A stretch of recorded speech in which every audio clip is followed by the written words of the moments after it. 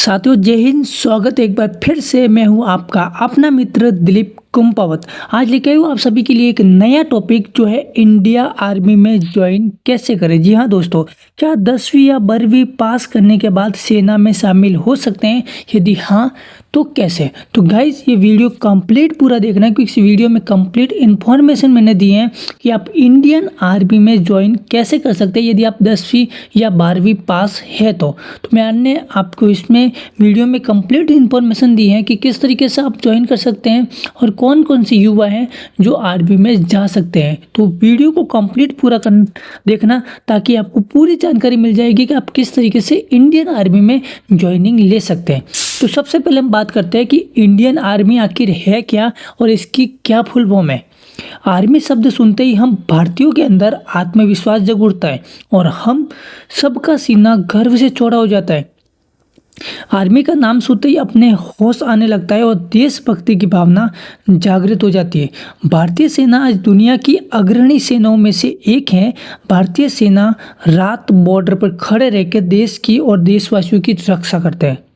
Army की full form है alert regular mobility young, जिसका अर्थ है युवाओं की एक ऐसी फौज जो हर हरकत पर नजर रख सके।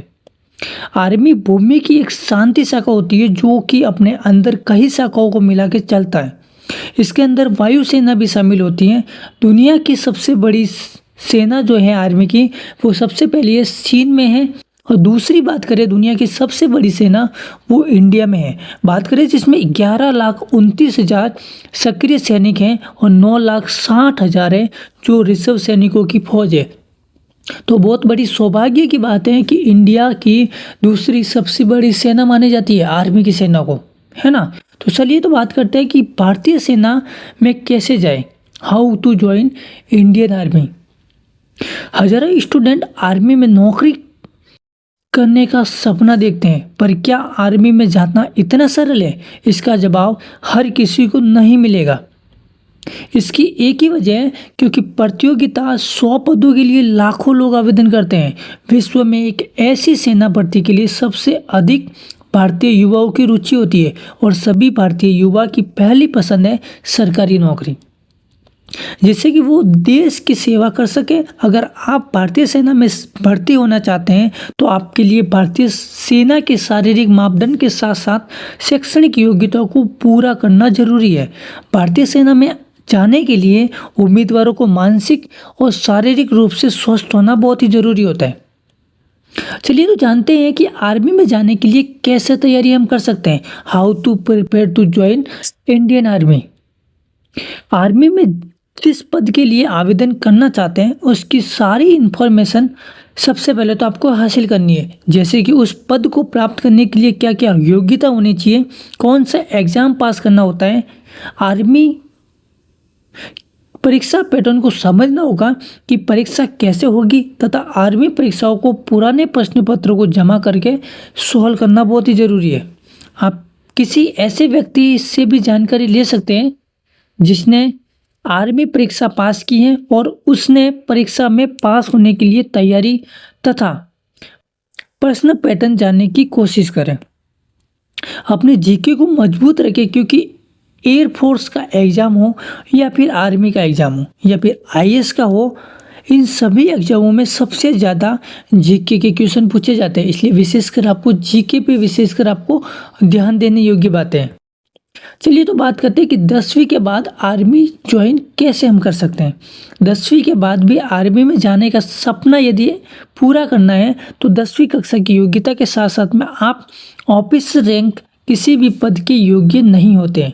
10वीं कक्षा के बाद उम्मीदवारों को 2 पदों के लिए आवेदन कर सकते हैं। सबसे पहले जनरल ड्यूटी, दूसरा है ट्रेडमैन, जो दोनों सोल्जर की कैटेगरी में आते हैं। इसलिए विशेषकर आपको ये ध्यान रखना है, यदि 10वीं पास है और आप दिमाग में ये ख्याल करें कि मैं ऑफिसर रैंक मिल जाए, तो ये आपकी सबसे बड़ी गलतफहमी है। क्योंकि 10th पास सिर्फ आप या तो सोल्जर बन सकते हैं, सोल्जर में जनरल ड्यूटी कर सकते हैं, या फिर ट्रेडमैन कर सकते हैं। क्योंकि इन दोनों पदों के लिए चुने जाने के बाद उम्मीदवारों को सिपाही की रैंक दी जाती है। तो चलिए जानते हैं दोनों पदों के बारे में कि जनरल ड्यूटी और ट्रेडमैन किस तरीके से हम कर सकते हैं। सबसे पहले हम बात करते हैं सोल्जर, जो जनरल ड्यूटी। कि सोल्जर भारतीय सेना की रीढ़ की हड्डी होती है, जिसमें सैनिक, आर्म्स और सर्विसेज से चुने जाते हैं। आर्म्स का मतलब ये होता है कि आर्म्स के अंतर्गत infantry, artillery, armed comms, engineering या आर्मी एयर डिफेंस सैनिक, ड्राइविंग ऑपरेटर या बंदूकधारियों के रूप में आर्मी में अपनी सेवा दे सकते हैं। और दूसरी बात करते हैं सर्विसेज की, तो सर्विसेज सेवाओं में आपको जनरल ड्यूटी, ऑपरेटर्स, ड्राइवर आदि पर सेना कोर, जो सेना आयुध कोर, सेना चिकित्सालय कोर में नामांकित किया जा सकता है। चलिए तो बात करते हैं सोल्जर ट्रेडमैन क्या होता है। यह एक ऐसे समाज की तरह है जो पूरी तरह से आत्मनिर्भर होती है। प्रत्येक इकाई इसमें 600 से 1000 कर्मचारी होते हैं जो एक परिसर में रहते हैं और उस परिसर समाज से सभी सहायता प्राप्त करते हैं। इसी प्रकार प्रत्येक यूनिट का अपना एक cook house, store, living quarter और लाइनें, कार्यालय, वाहन और उपकरण है। इसी प्रकार विभिन्न संस्थाओं को चलाने और इकाई में बनाए रखने के लिए बहुत सारे सहायक कर्मचारी की आवश्यकता पड़ती है ना। चलिए तो बात करते हैं कि इसमें दोनों में जो है मापदंड क्या रहने वाला है, क्या क्या इसमें योग्यता होनी जरूरी है ना। तो सबसे पहले हम बात करते हैं सोल्जर जो जनरल ड्यूटी है उसके आवेदन करने के लिए उम्मीदवारों को 10वीं पास होना बहुत ही जरूरी है और उसके साथ में 45% अंक होने आवश्यक है, जो हर विषय में 33% अंक से पास होना बहुत ही जरूरी है। जो 17 से लेकर 21 साल वाले हैं वो जनरल ड्यूटी में फॉर्म अप्लाई कर सकते हैं, ठीक है जी। और बात करते हैं सोल्जर ट्रेडमैन के लिए, तो बताना चाहूँगा 10वीं पास होना बहुत ही ज़रूरी है, लेकिन इसके लिए कोई भी सीमा तय नहीं की गई कि कितने अंक इसमें आने चाहिए। नॉर्मली आपको पास होना बहुत ही ज़रूरी है। जो 17 से लेकर 23 साल उम्र वाले इसमें फॉर्म अप्लाई कर सकते हैं।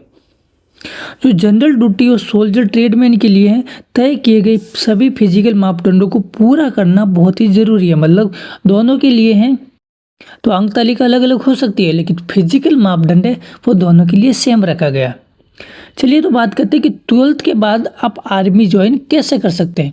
10th के लिए अलग रैंक हो गई ट्रेडमैन और सोल्जर के लिए, है ना, और 12th के लिए अलग रैंक है जो आपको बता देते हैं। 12वीं पास के बाद आर्मी में जुड़ने में बहुत से ऑप्शन है, बहुत सी ऐसी परीक्षाएं होती है जिससे देख के आप सीधी आर्मी ज्वाइन कर सकते हैं। कुछ पोस्ट ऐसी भी होती है जिसमें आपको ना कोई लिखित परीक्षा देने की जरूरत है, बल्कि फिजिकल टेस्ट के बाद आपको सीधे इंटरव्यू में बुलाया जाएगा, है ना। तो चलिए तो बात करते हैं कि सीधी तरीके से जानते हैं जिसकी वजह से आप 12th के बाद आप डायरेक्टली आर्मी में ज्वाइन कर सकते हैं। 12th के बाद आपके पास 3 तरीके होते हैं। सबसे पहला तरीका है जो NDA एग्ज़ाम, मतलब नेशनल डिफेंस एकेडमी, उसके थ्रू भी आप 12th के बाद आर्मी में ज्वाइन कर सकते हैं। दूसरा है जो TEH एंट्री में टेक्निकल एंट्री थीम्स के द्वारा, और तीसरी है वो NCC स्पेशल एंट्री। ये 3 तरीके होते हैं जिसमें आप 12th के बाद आर्मी ज्वाइन कर सकते हैं। तो सबसे पहले हम जानते हैं NDA एग्जाम की नेशनल डिफेंस एकेडमी आखिर होती क्या है। नेशनल डिफेंस एकेडमी एग्जाम जिसकी बात करें, यदि कोई स्टूडेंट 12वीं के बाद आर्मी ज्वाइन करना चाहता है तो वो NDA एग्जाम की तैयारी कर सकता है। तो चलिए जानते हैं कि इसमें सिलेक्शन प्रोसेस, योग्यता और आयु किस तरीके से होने वाली है। यदि स्टूडेंट NDA की परीक्षा देना चाहते हैं तो उसको 12th कक्षा में फिजिक्स, केमिस्ट्री, मैथ विषय के साथ में कोई बोर्ड परीक्षा से 7% से पास होना बहुत ही ज़रूरी है। जो कैंडिडेट NDA परीक्षा देना चाहता है उसकी उम्र 16 से लेकर 20 साल होनी बहुत ही ज़रूरी है। इसी परीक्षा में किसी भी जाति, धर्म के लिए उम्र में कोई छूट नहीं है, अतः सभी कैटेगरी के लिए समान उम्र दी गई है। वैसा नहीं है कि दूसरी की जो पोस्ट में दी जाती है SC ST के लिए फ्री दे देते जैसे 3 से 4 साल, उसमें कोई नहीं, सबके लिए समान उम्र दी गई है, ठीक है जी। जो उम्मीदवारों की हाइट है वो 157 सेंटीमीटर या उससे अधिक, जो छाती की चौड़ाई है वो 5 सेमी या उससे अधिक होनी चाहिए, मतलब 85 के आसपास आपकी होनी चाहिए, ठीक है जी। उम्मीदवारों की घुटने की समस्या नहीं होनी चाहिए और आपकी कोहनी है, बाहर वाली कोहनी, जो 15 डिग्री से अधिक मुड़ी हुई नहीं होनी चाहिए, मतलब सिंपली आपको होनी चाहिए जिस तरीके से होनी चाहिए, ठीक है जी। चलिए ये तरीका था आपका NDA का। चलिए हम बात करते हैं अब अगले अगला जो है TH एंट्री, जो टेक्निकल एंट्री थीम्स, उसके बारे में हम बात करते हैं, ठीक है जी। यदि आप भारतीय सेना की तकनीकी क्षेत्र में पोस्ट के लिए आवेदन करते हैं तो आपको आवेदन करने के लिए इसके लिए आवश्यक शैक्षणिक योग्यता, शारीरिक योग्यता के साथ में जानकारी लेनी बहुत ही ज़रूरी है। तो सबसे पहले हम जानते हैं कि इसके लिए केवल वही उम्मीदवार आवेदन कर सकते हैं जिनके पास 10वीं और 12वीं कक्षा में फिजिक्स, केमिस्ट्री, मैथ विषय हैं और आपको न्यूनतम 70% मार्क्स के साथ में 12th कक्षा पास होनी बहुत ही ज़रूरी है। साथ ही उम्मीदवार जी मेंस देना बहुत ही ज़रूरी है। चलिए, ये तो आपकी क्लियर होगी कि टीएच एंट्री के लिए आपको 12th पास होना बहुत ही ज़रूरी है, उसमें आपको 70% होना बहुत ही ज़रूरी है और साथ में फिजिक्स, केमिस्ट्री और मैथ सब्जेक्ट होना बहुत ही ज़रूरी है। ये तो आपके लिए खास बात होगी। लेकिन सबसे बड़ी विशेष बात यह है कि टीईएस टेच एंट्री के लिए आपको जी मेंस क्वालिफाई होना बहुत ही ज़रूरी है। यदि वो नहीं है तो आप टीईएस एंट्री नहीं ले सकते। ठीक है जी। इसके लिए आयु की बात करें 16 से 20 साल इसकी नॉर्मली आयु है। उम्मीदवारों को सिलेक्शन उसकी आयु के आधार पर किया जाएगा। ठीक है जी, ये आपका क्लियर हो गया। उसके बाद आपका इंटरव्यू में बुलाया जाएगा जो भी है, लेकिन इसके लिए आपको जी मेंस होना बहुत जरूरी है। जी मेंस नहीं है तो आप इसमें एंट्री नहीं ले सकते। ठीक है जी। अगली बात करते हैं एनसीसी स्पेशल एंट्री। क्या आप एनसीसी के द्वारा आप कैसे जो है आर्मी में सेलेक्ट कर सकते हैं। जिन्होंने अपने स्कूल में एनसीसी जूनियर विंग किया है, सिर्फ वही लोग इस पोस्ट के लिए पात्र हैं। इस पोस्ट के लिए भी विभिन्न योग्यता को पूरा करना होगा। इस पोस्ट के लिए उम्मीदवारों को किसी भी स्कीम से कम 55% मार्क्स से 12th कक्षा पास होनी बहुत ही ज़रूरी है। मतलब कोई हो, चाहे आर्ट्स हो या फिर साइंस हो, आपको 55% से 12th पास होनी जरूरी है। तो ये आप एनसीसी के माध्यम से ज्वाइनिंग ले सकते हैं। एक उम्मीदवार के पास न्यूनतम बी ग्रेड के साथ एनसीसी प्रमाण पत्र होना जरूरी है। यदि उम्मीदवार के पास 12th मार्क्स से प्लस 55% है, प्लस में यदि बी ग्रेड का आपके पास में एनसीसी सर्टिफिकेट है, तो 16 से लेकर 19 साल के बीच वाले इसमें फॉर्म अप्लाई कर सकते हैं। ठीक है जी। अब बात करते हैं कि सिलेक्शन प्रोसेस किस तरीके से होने वाला है। तो सिलेक्शन प्रोसेस आपका 3 स्टेप से होने वाला है। सबसे पहले आपका फिजिकल टेस्ट होगा, लिखित टेस्ट होगा, उसके बाद आपका मेडिकल चेकअप होगा, उसके बाद डायरेक्टली आपको सिलेक्शन होने वाला है। ठीक है जी। चलिए, तो हम जानते हैं विस्तार से कि तीनों जो टेस्ट है, फिजिकल, लिखित और मेडिकल, इसमें कैसे क्या होगा उसका कंप्लीट हम इंफॉर्मेशन के साथ में बात करते हैं। तो सबसे पहले हम बात करते हैं फिजिकल टेस्ट। भारतीय सेना में आवेदन करने के लिए सबसे पहले उम्मीदवारों का फिजिकल टेस्ट लिया जाता है, जिसमें उम्मीदवारों की लंबी कूद, ऊंची कूद, दौड़, थ्रो आदि कई टेस्ट लिए जाते हैं। वो सभी टेस्ट के नंबर अलग अलग दिए जाएंगे। उम्मीदवार के द्वारा दिए गए प्रदर्शन के अनुसार ही उसे नंबर दिए जाएंगे। ठीक है जी। और बात करते हैं उम्मीदवार की फिजिकल की, तो 1.6 किलोमीटर है, जो आपको 5 मिनट 41 सेकेंड में जो है टास्क पूरा करना होगा। और बात करें मेडिकल टेस्ट की, तो फिजिकल टेस्ट में उत्तीर्ण हुए उम्मीदवारों को अगले चरण मेडिकल टेस्ट के लिए चुना जाता है। इसमें उम्मीदवारों की आंखें की जांच मुख्य होती है, जिसके साथ कान, आवाज़, ब्लड ग्रुप व अन्य कहीं भी जांच की जाती है। उम्मीदवारों के शरीर में यदि कोई भी फ्रैक्चर पाया जाता है तो उस उम्मीदवार को भारतीय सेना में नहीं लिया जाएगा। मतलब आपका नॉर्मल शरीर होना चाहिए, एक्सीडेंटल नहीं होना चाहिए। ठीक है जी। और बात करते हैं लिखित परीक्षा के बारे में, तो ये भारतीय सेना भर्ती का अंतिम चरण है। दोनों चरणों में उत्तीर्ण होने के बाद में उम्मीदवारों को लिखित परीक्षा दी जाती है, जो 100 अंक का होता है, जिसके लिए कैंडिडेट को 1 घंटे का समय का एग्जाम दिया जाता है। तो सबसे पहले सिलेक्शन प्रोसेस के जो महत्वपूर्ण स्टेप है वो फिजिकल और मेडिकल टेस्ट, उसके बाद में आपका लिखित का एग्जाम होता है। वो तीनों यदि आप जो है सफलतापूर्वक यदि पास कर लेते हैं तो आपका डायरेक्टली सिलेक्शन होने वाला है। तो चलिए हम बात करते हैं कि इंडियन आर्मी की जो सैलरी कैसे क्या होती है, कौन कौन से पद में क्या क्या सैलरी होने वाली है, वो कम्प्लीटली हम जानते हैं। तो सबसे पहले हम बात करते हैं इलेक्ट्रॉनिक इंजीनियरिंग के बारे में। तो उसकी बात करूँ तो 21,000 से स्टार्टिंग होती है। ठीक है जी। उसके आधार पर गवर्नमेंट जो भी आपका दे वो अलग बात है। ठीक है जी। फिर ऑफिसर वर्कर है, वो 15,000 सैलरी रहती है।